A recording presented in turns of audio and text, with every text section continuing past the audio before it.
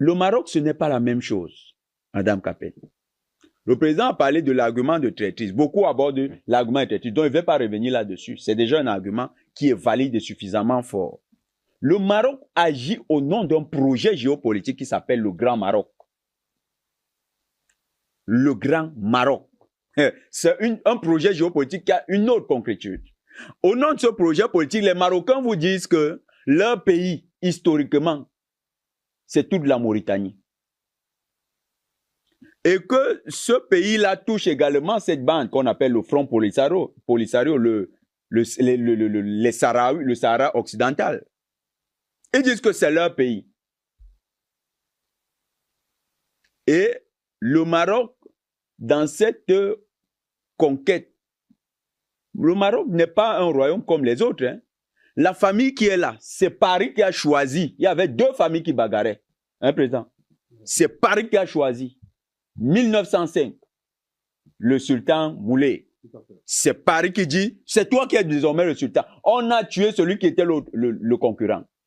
Paris a choisi son interlocuteur. Donc, d'abord, le royaume du Maroc est une construction géopolitique des intérêts de la France. Contre l'Espagne, contre le Portugal, contre l'Allemagne. Tout à fait. Donc, quand on regarde le Maroc, ne voyons pas le Maroc comme simplement un royaume. Non. Paris est derrière le Maroc. Depuis le départ, historiquement, 1905, 1912, 1911, il y aura le coup d'Agadir, je crois bien. L'un des éléments déclencheurs de la guerre dans le Maghreb. Paris est un acteur majeur de la dynamique du royaume du Maroc.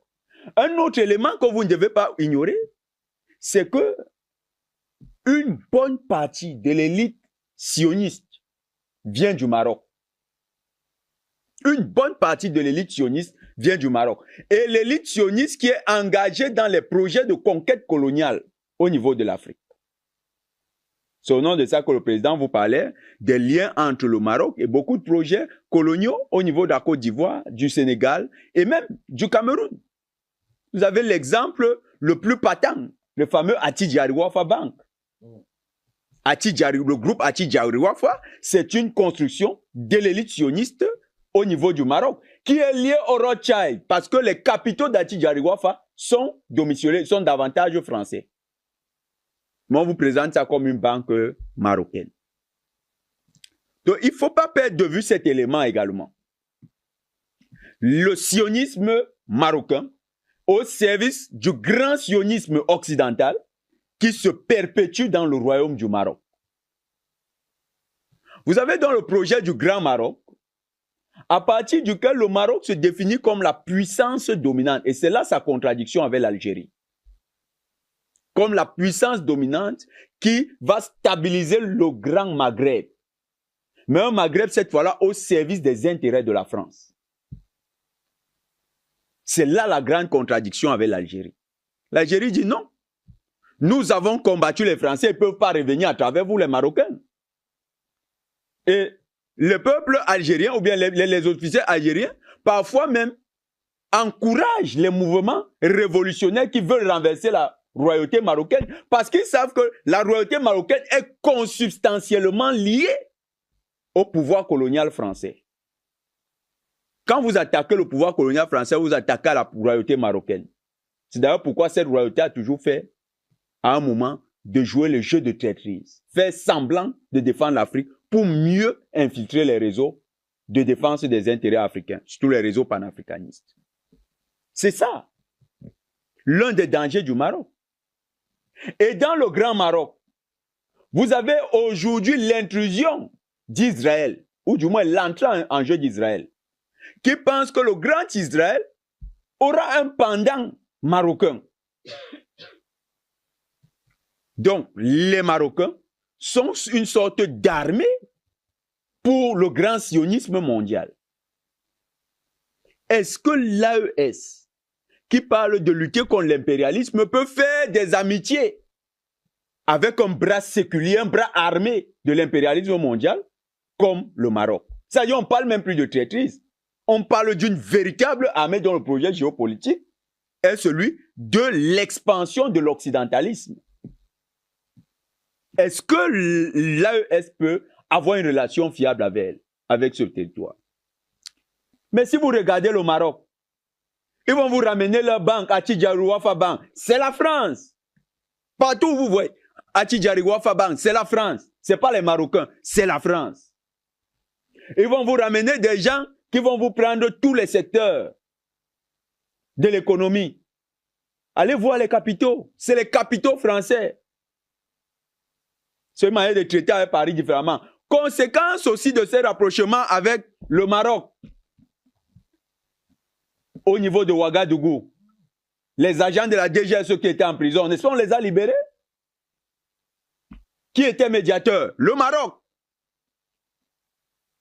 Pourquoi libérer les 4 agents de la DGSE? Si les militaires africains partent faire un coup d'État en France, on va les arrêter, on les libère après une négociation? Si on a même l'amabilité de les arrêter, parce qu'on va les éliminer. Donc, la relation avec le Maroc, elle est profondément risquée. Il y a des Africains qui disent, on peut quand même gérer, vous ne pouvez pas gérer le Maroc. Vous savez ce que le Maroc a créé en Afrique? L'OUA. L'OUA que nous avons toujours décrié. Pourquoi l'OUA était une coquille vide? C'était le poids du Maroc. Avec la plus grande opération d'espionnage jamais montée sur le continent, l'opération Safari. Le Safari Club. Les services de renseignement de tous les pays occidentaux, surtout le Mossad, sont arrivés à partir du Maroc et ont engagé une procédure d'élimination ciblée de tous les leaders panafricanistes, de tous les leaders nationalistes et indépendantistes africains. C'était au Maroc que tout était planifié. Alors, je vous parle. Il y a un rapport de la commission de défense française du Sénat qui parle des enjeux du Maroc. Le Maroc est actuellement le QG des armées africaines, des armées françaises en Afrique. Écoutez le nom, hein? Les armées françaises en Afrique, AFA. Vous savez ce que ça signifie, QG de plusieurs armées? Ça veut dire que les renseignements, les forces, les légionnaires, toute force qui appartient à l'armée française est coordonnée à partir du Maroc. Pour voir à quel point le Maroc est importé à Madame Capen, les pulls verts de l'armée, les pulls verts de l'armée française sont produits au Maroc. Plusieurs équipements de l'armée française viennent du Maroc. Vous pouvez fabriquer vos matériels militaires dans un pays qui vous fait même un peu douter. Vous pouvez le faire. Les pays de l'AES doivent énormément se méfier du Maroc. Énormément. Le Maroc est une pieuvre. Surtout qu'avec l'intrusion ou bien la présence des sionistes, ils ont un principe inspiré de la charte, comment on appelle ça, le protocole du Mont Sion. Vous savez ce que dit ce principe? Le protocole du Mont Sion, qui est la charte de colonialisme du grand sionisme, dit que tout homme est achetable. Tout homme est achetable. Ils n'hésiteront pas à mettre de l'argent, à mettre les moyens. Ils vont tout faire pour acheter des individus. Et partout où le Mossad a œuvré avec les Marocains, Madame Capen, ce n'est pas leur jeter des fleurs, ils ont atteint leurs résultats. C'est pourquoi les États de l'AES doivent éviter ces contacts profonds avec le Maroc. Pour moi, ils devraient même arrêter. Le Maroc, ça a trop duré. Le Maroc est un poison. Et le Maroc n'est pas une solution. Au contraire, c'est un danger. Le Maroc a fait tomber le président Laurent Koudou-Gbagbo. Le Maroc renforce Alassane Dramane Ouattara. Le Maroc fait de l'espionnage. Chaque Marocain est un espion. Le Maroc est un danger permanent. Nous avons un atout avec les Algériens, c'est simplement leur élément révolutionnaire qu'on peut remobiliser, qu'on peut réveiller.